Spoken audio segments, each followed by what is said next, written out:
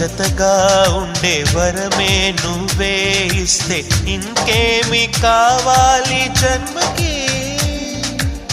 మచ్చలేని చంద్రుడిని మాట రాక చూస్తున్నా, వరస కాని బంధుని చొరవ చేసి అంటున్నా, ఇంకెప్పుడు ఒంటరినని అనరాదని, నీకు సొంతం అంటే నేనేనని.